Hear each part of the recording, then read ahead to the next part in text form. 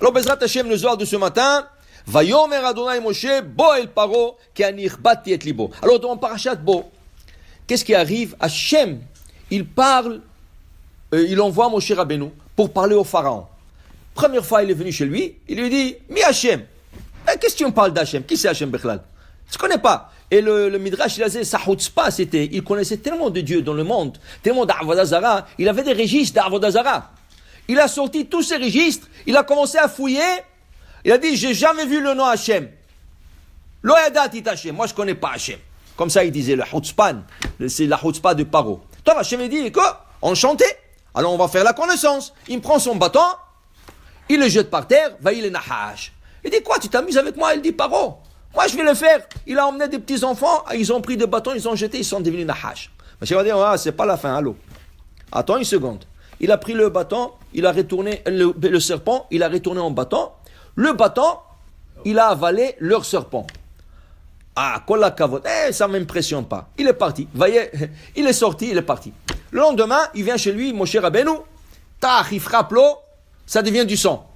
Dis-moi, nous sommes capables de faire ça. Il a emmené ses magiciens, ses mages, ils ont fait ça. Il dit, tu vois, qu'est-ce qu'il raconte des histoires? Il est parti, velo shak libo gam lazot. Rachid dit, lole pa pola makadam, ve gam lola mate shene parle nahash. Il n'a pas fait attention, ni au ça, ni à ça. Le long après, un mois après, il lui a fait tsardim. Dam, Sfardea, Kini, Marov, Ken. Il lui a donné 5 chances. 5 chances. Après 5 chances, c'est fini. Vayomer Adonai Moshe, Bo el Paro, maintenant, ki ani ichbaditi et libo. Maintenant, c'est moi, même s'il veut envoyer, moi je lui endurcis son cœur. Okay? Dis le Maïmonide, je ne comprends pas. Où est le libre arbitre? Où est le libre arbitre? Il y a dans le monde ce qu'on appelle libre arbitre. Okay? Mais le libre arbitre, c'est pour des juifs et pour des goy, pour tout le monde. Dieu ne force personne à faire rien. Pour comme ça, que tu sois récompense ou châtiment, dépendamment qu'est-ce que tu fais. Mais tu ne peux pas dire après, ah, tu m'as forcé, Dieu, alors qu'est-ce que tu veux de moi? Non, non, non. Libre arbitre. Dis le Mamonite, où est le libre arbitre de Paro? Anir batiet libo. Dans les 5 dernières plaies, c'est Dieu qui a endurci le cœur de Paro. Dis le Mamonite, non, à la 5e plaie, Paro, il commence à avoir peur d'Hachem. Hachem, il dit, non, non, non, non, non. Je ne veux pas que tu aies peur de moi. Si tu envoies les Juifs, tu les envoies de ton propre gré. Je vais vous donner une halakha choquante, mais c'est comme ça l'halakha. Quelqu'un qui ne veut pas donner un guet à sa femme. Il ne veut pas. Qu'est-ce qu'ils font le beddin? Ils le prennent, ils le frappent. Dit le Maïmonide, ils le frappent jusqu'à la mort même. Tant qu'il ne veut pas donner guet, tar. Dit le Maïmonide, mais c'est, attends, le guet, il y a une halakha spéciale. Le guet, si tu forces le guet, c'est pas valable. Si tu forces le guet, c'est pas valable. Il faut que l'homme, il donne à la femme avec sa volonté. En volonté. Si tu as été forcé, ça marche pas. Elle dit voilà, tu le frappes, et tu lui dis donne le guet, à la fin il va donner le guet. Mais, dit le Maïmonide, non, sache une chose. Chaque juif, à l'intérieur, il est bon. Pourquoi il ne veut pas donner le guet à sa femme? Parce le tzara l'a attrapé. Tu le frappes pour lui sortir le tzara de lui.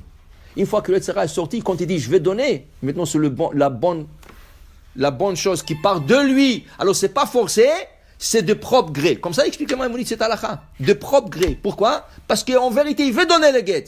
Mais quelqu'un lui a rempli la tête ou toutes choses de choses. Alors il a dit non. Maintenant on le frappe pour lui sortir ce tzara. C'est comme ça qu'il disait un rabbin. Quand tu frappes un petit enfant qui fait des bêtises, il ne faut jamais le frapper stam. Il faut lui dire, lui il frappait, il disait, Yetzara, sors de ce petit, sors. Tu le frappes et tu dis Yetzara, sors. Comme ça il comprend, tu ne le frappes pas. Tu le frappes rien que pour le tzara, le quitte, tu le laisses. Tu comprends? Tu dis Yetzara, sors.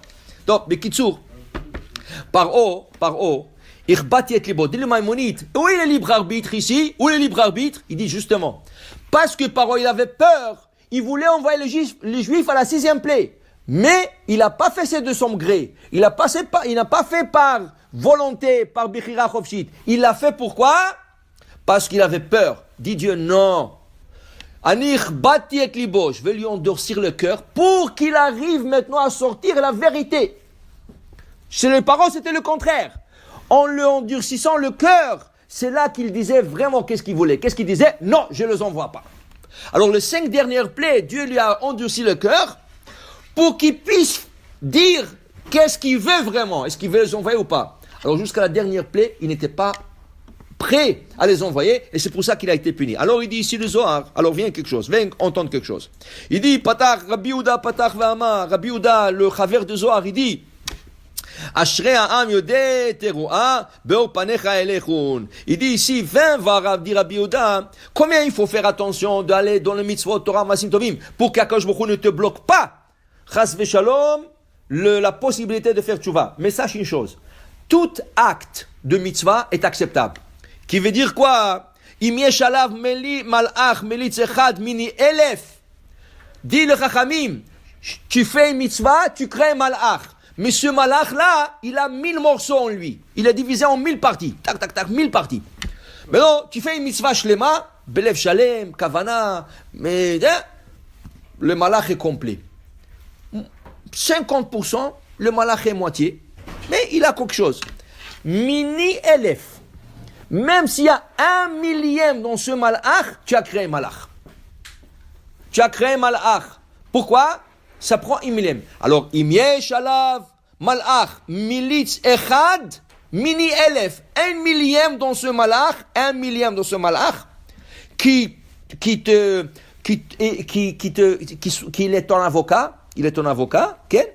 PDE מרדת שחת, ויאמר PDE ומרדת שחת, מצאתי כופר. Ça y est, ne l'envoie pas à l'enfer. Ça y est, on a déjà un avocat pour lui. Mais dit le Chafetz Chaim, alors quoi? Alors il faut faire bâcler le mitzvot. De toute façon, ça prend 1 sur 1000. Alors, dit le Chafetz Chaim, non. Fais attention à une chose. Le malach, il a 1 sur 1000. Mais comment il est l'accusateur?